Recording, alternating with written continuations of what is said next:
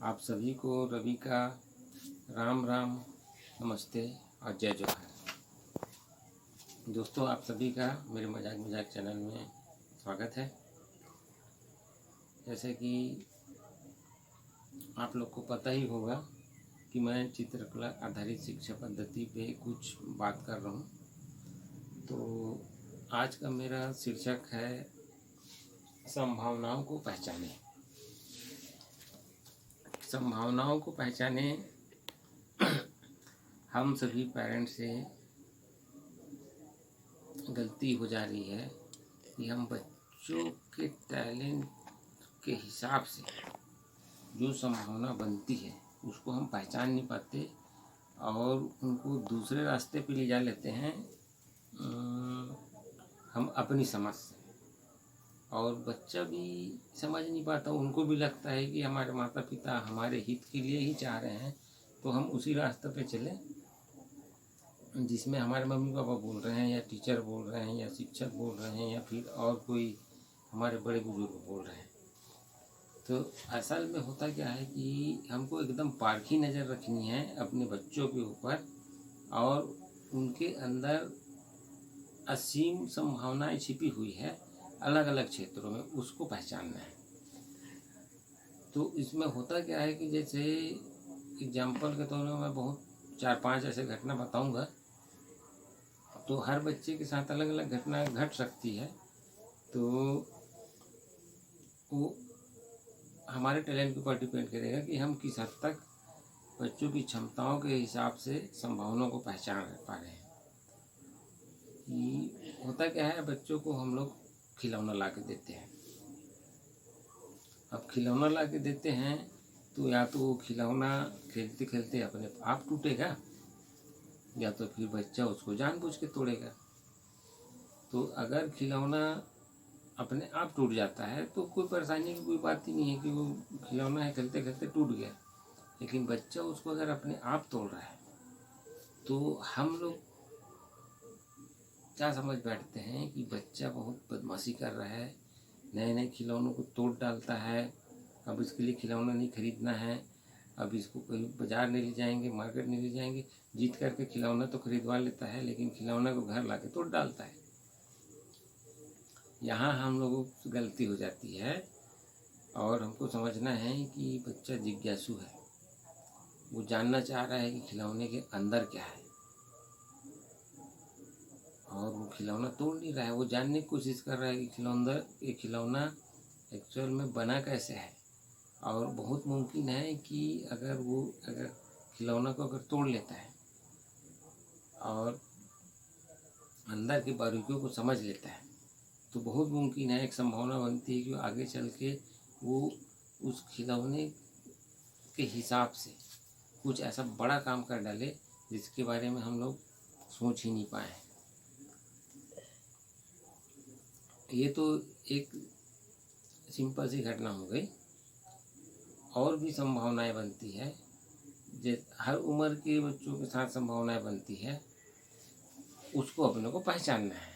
उनके शरीर का लैंग्वेज, बॉडी लैंग्वेज देखना है, शरीर का बॉडी और स्ट्रक्चर देखना है, चेचिस देखना है, चेहरे का हाव भाव देखना है।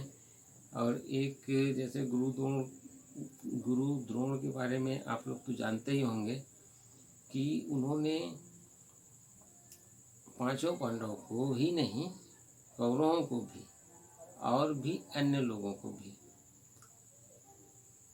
गुरु तो एक ही था लेकिन सभी शिक्षकों को जो उन्होंने शिक्षा दी, सभी शिष्यों का जो शिक्षा था वो अलग अलग था। वो उनके बॉडी स्ट्रक्चर के हिसाब से वो संभावनाओं को पहचान जाते थे और उस हिसाब से उनको उस हिसाब से शिक्षा देते थे। अगर वो अर्जुन को गदा चलाने सिखा देते और भीम को तीर चलाने तो बात जम नहीं पाती और महाभारत की जो घटना हमारे पास सामने है, जो परिणाम, वो परिणाम हमारे सामने ना होता, कुछ दूसरा परिणाम हमारे सामने होता। क्योंकि अर्जुन का जो सोचने की क्षमता है, आँखों से कुछ देखने का नज़रिया है, कानों से सुनने की क्षमता है, शरीर का जो नाप तोल है, उंगलियों का जो साइज है, वो तीर चलाने के हिसाब से बहुत ही सूटेबल था, एकदम ही सूटेबल। और भीम का जो शरीर था वो गदा चलाने के हिसाब से ठीक था। और बाकी लोगों का जो अलग अलग जो आयुध जो सिखाया गया, उनका उनके हिसाब से, उनके शरीर के हिसाब से, व्यवहार के हिसाब से ठीक था। तो इन सब व्यवहारों को पहचानना शिक्षकों का जिम्मेदारी तो बनता ही है, उसके पहले माता पिता का बनता है। तो खेलते खेलते हमको उनके हाव भाव, शारीरिक संरचना, बात करने का ढंग, उठने बैठने का ढंग, उस हिसाब से हमको थोड़ा सा हिसाब लगा लेना है कि बच्चे की संभावना किधर बन रहा है। और कुछ संभावना तो ऐसे बनता है कि जैसे एक उम्र आने के बाद, जैसे बच्चा 9-10 में पहुंच गया या फिर 11-12 में, ऐसा 9-10 से ही शरीर में हार्मोन्स चेंज होना चालू हो जाता है। तो हार्मोन्स चेंज होने से शरीर में बहुत सी बदलाव शुरू हो जाते हैं। तो शरीर के बदलाव के साथ शरीर में कुछ कुछ ऊर्जा का संचार होता है, पूरे शरीर में जीवन ऊर्जा का संचार होता है। तो उसके चलते और क्या बोलते हैं, विपरीत लिंग के प्रति जो आकर्षण पैदा होता है, तो उसमें क्या होता है कि हम एक दूसरे को आकर्षित करने के लिए जो उपाय करते हैं, ये उपाय बहुत से संभावनाओं को पैदा करती है। बच्चा इसी मोमेंट पे कविता लिखने सीख सकता है, बोलने सीख सकता है, गीत सीख सकता है, इंस्ट्रूमेंट बजाना सीख सकता है, डांस सीख सकता है, कविता, कहानी और अन्य प्रकार की रचनाएं, बहुत सारी रचनाएं ये इसी मूवमेंट पे सीख सकता है। इसमें हमको थोड़ा सा हिसाब बच्चे के ऊपर नज़र बनाए रखना है कि वो गलत रास्ते पे ना जाए, और उस एनर्जी को सावधानी पूर्वक चित्रकारी करवाए। जैसे खुशी महसूस हो रही है बच्चों को, अगर किसी घटना को लेके अगर वो खुश है तो क्यों ना उससे गाना गवाया जाए, क्यों ना उससे चित्र बनवाया जाए, क्यों ना उससे डांस कराया जाए। क्योंकि जब बच्चा खुश है तो वो इन चीज़ों को अगर उसके अंदर है तो और निखार लाने की कोशिश करेगा, ताकि उस निखार के जरिए, अपनी कला के निखार के जरिए अपने सामने वाले दोस्त को और प्रभावित कर सके। ये बहुत ही एकदम सुनहरा अवसर है और उनके संभावनाओं को पहचानने का। और ये बहुत ही संवेदना वाला मूवमेंट भी है कि कहीं बच्चा थोड़ा सा भी इधर उधर होने में गलत रास्ते पे भी जा सकता है, क्योंकि गलत रास्ते पे जाने का भी पूरा संभावना बनता है। तो हमको उस गलत रास्ते पे के बारे में ना सोचते हुए कुछ ऐसा संभावना बनाना है बच्चों के लाइफ को लेके। घर में ऐसा माहौल क्रिएट करना है, घर में अगर शिक्षक है तो स्कूल में ऐसा माहौल क्रिएट करे। उसी मूवमेंट में बहुत सारी प्रतियोगिताएं हो जानी चाहिए। घर हंसी मजाक खेल खेल में ही, घर में ही बहुत सारी खेल खेल में ही होना चाहिए। जैसे अंताक्षरी होता है तो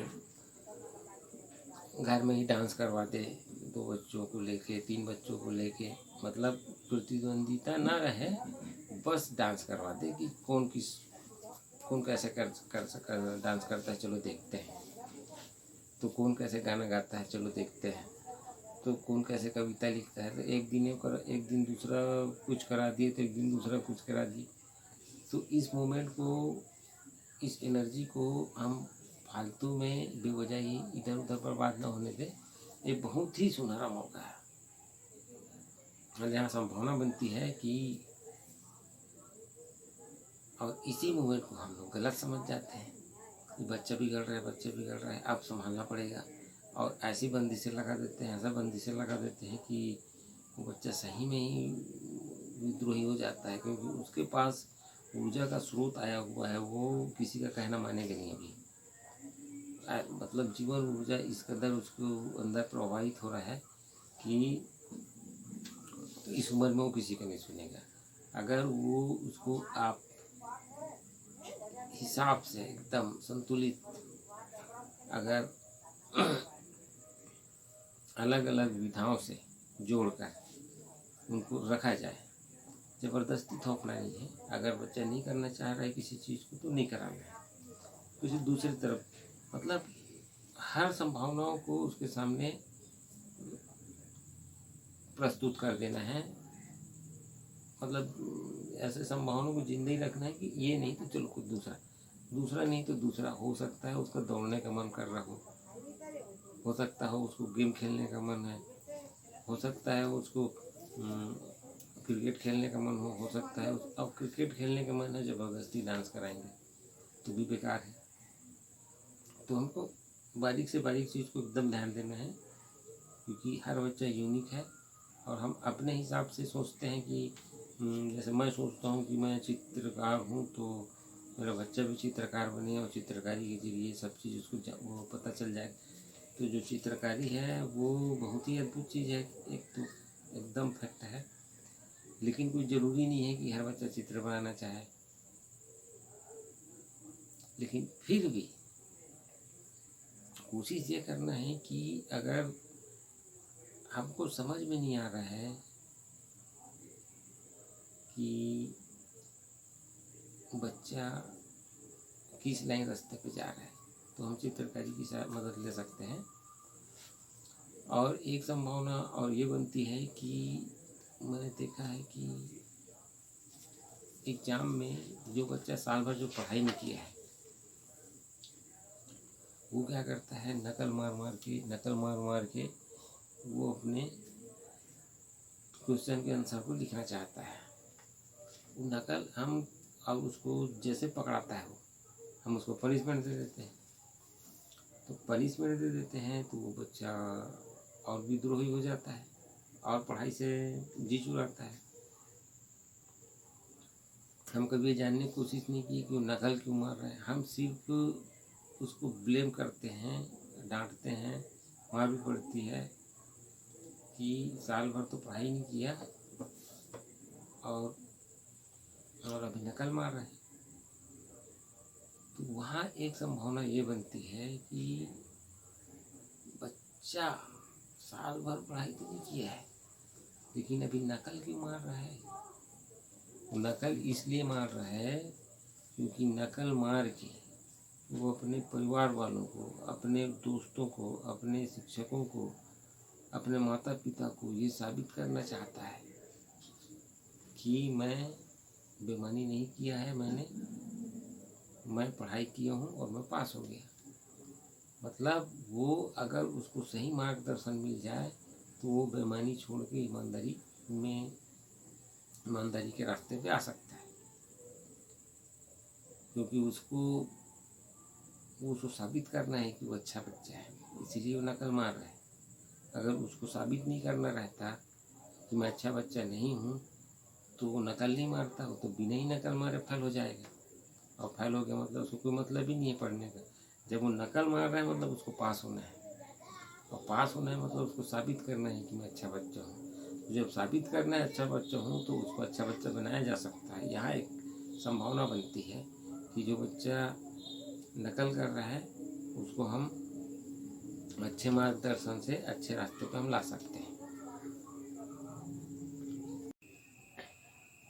एक और संभावना बनती है कि दो टाइप के बच्चे होते हैं। बच्चे तो बहुत सब बच्चे अलग अलग होते हैं, लेकिन एक बच्चे जो होते हैं पुराने कापियों को फाड़ फाड़ के एक नया कापी बनाते हैं, तो वो बच्चा भी साइंटिस्ट है।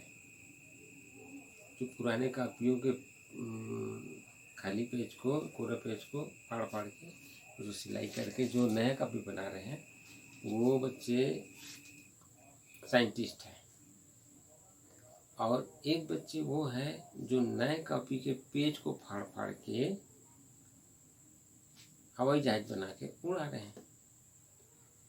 अब शिक्षकों और माता पिताओं से भी एक गलती हो रही है यहाँ पे कि जो कॉपी का पेज फाड़ फाड़ के जो बच्चा हवाई जहाज बना के जो उड़ा रहा है, उनको ऐसा लग रहा है कि बच्चा कॉपी बर्बाद कर रहा है। इतने महंगे महंगे में कॉपी खरीदे हैं और बच्चा उसको बर्बाद कर रहा है फाड़ फाड़ के। तो माता पिताओं का ऐसा सोचना बहुत जायज़ है, शिक्षकों का भी सोचना जायज़ है, वो तो ऐसी रहा है। लेकिन ये बड़ी संभावना ये बन रही है कि वो बच्चा साइंटिस्ट है, वो कॉपी को फाड़ के जब हवाई जहाज बना सकता है, तो आने वाले समय में वो सही में हवाई जहाज बना सकता है। कभी इस तरह भी हमको सोचना पड़ेगा। जो पेज फाड़ फाड़ के जो पतंग बना रहे हैं, आसमान में जो उड़ा रहे हैं पतंग बना के, उस बच्चे की भी संभावना बनती है आसमान में छूने की, उसकी ख्वाहिश होगी। अभी वो पतंग के रास्ते से आसमान में छूने की कोशिश कर रहा है आसमान को, कल वो भी कुछ ऐसा काम कर डाले कि आसमान की ऊंचाई को छुए। और जो बच्चा पुरानी कापियों को फाड़ फाड़ के जो कॉपी बना रहा है, वो भी साइंटिस्ट है। और जो कॉपी को फाड़ फाड़ के जो हवाई जहाज उड़ा रहा है, वो भी साइंटिस्ट है। दोनों में संभावनाएं छुपी हुई है कि कुछ बड़ा करने का। तो अगर हमको ऐसा लगता है कि बच्चा नया कापी फाड़ फाड़ के एरोप्लेन बना के उड़ा रहा है, हमारा पैसा बर्बाद कर रहा है, तो ये पैसे के हिसाब से देखेंगे तो सही है। तो यहाँ हम ये कर सकते हैं कि हम अपने बच्चों को समझा सकते हैं कि अगर एरोप्लेन बना के उड़ाना ही है, तो उसके लिए जो पिछले साल जो उपयोग किया हुआ कापी है, हम उसका उपयोग कर सकते हैं। लेकिन उसका एरोप्लेन बना के उड़ाने का जो क्रिया है, उस पर हम ना रोक लगाएं। असल में क्या होता है, जो जिस माहौल में रहता है, ये बच्चों का बता रहा हूँ ना, जो बच्चा जिस माहौल में रहता है वो उस हिसाब से सोचता है और उसी हिसाब से उस लाइन में वो कुछ बड़ा करने की संभावना कुछ बनती है उन्हीं को लेके। जैसे किसान का बच्चा अगर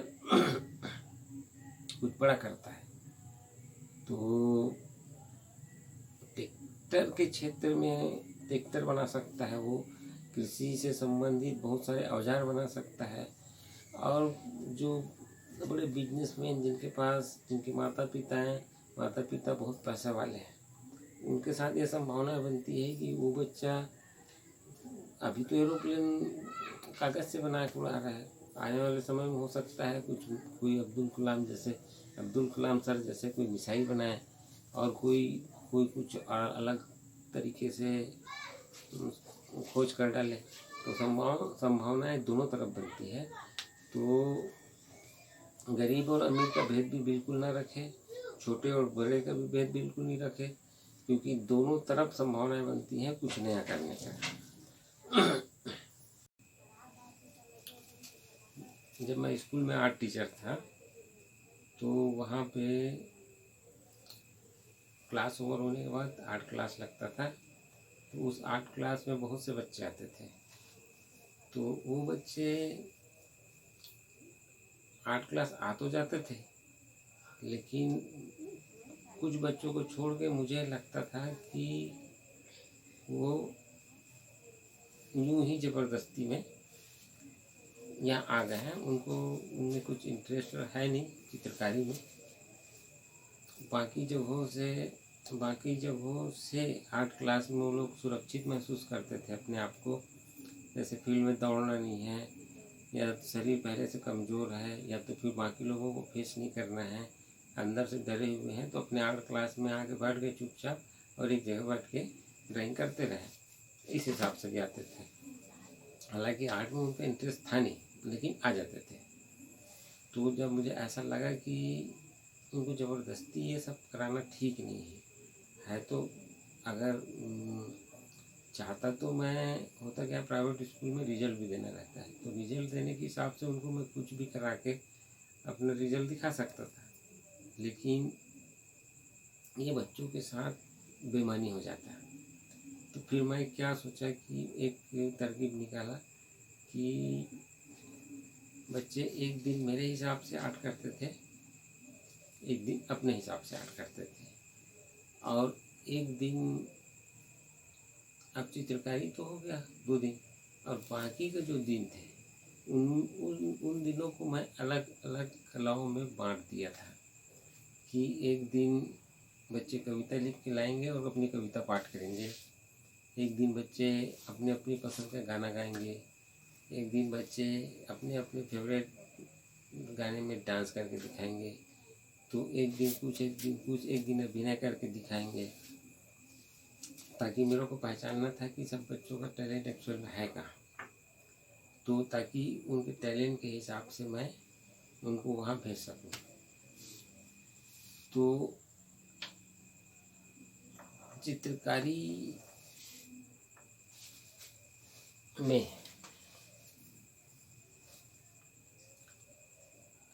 अगर कोई चित्रकारी भी कर रहा है तो ज़रूरी नहीं है कि वो चित्रकारी करने में उसका मन लग रहा है।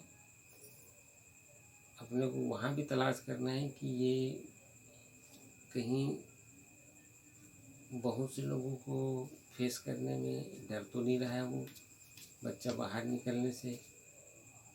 तो कभी कभी क्या होता है, बच्चे लोग डर जाते हैं, लोगों से मिलने में नहीं डरते हैं, मिलना नहीं चाहते, टीचरों से डरते हैं, तो और किसी से तो क्या करते हैं उन लोग, एक बढ़िया रास्ता निकाल लेते हैं कि अपना ड्राइंग करते रहो सर झुका के, और किसी से कोई मतलब नहीं।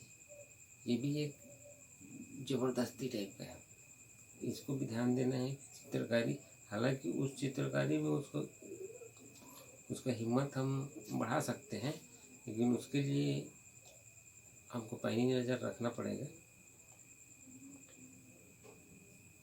तो मैं ये बताना चाह रहा हूँ कि चित्रकारी के माध्यम से, चित्रकारी के लिए आते ज़रूर थे बच्चे, लेकिन मैं उस आर्ट क्लास में भी बहुत से संभावनाओं को ध्यान में रखते हुए उन बच्चों को खाली चित्रकारी ही नहीं कराता था, बल्कि अलग अलग कलाओं से जोड़ के रखता था, ताकि बच्चे अगर कल आने वाले समय में अगर उनकी रुचि दूसरे सब्जेक्ट में है, दूसरे विषयों में है, तो खाली किसी एक विषय से बंद के ना रहे, उनको जो पसंद आता है उस विषय में वो अपना आगे अपना भविष्य बना सकते हैं, ताकि जो संभावना है आगे जाने का वो जिंदा रहे। धन्यवाद।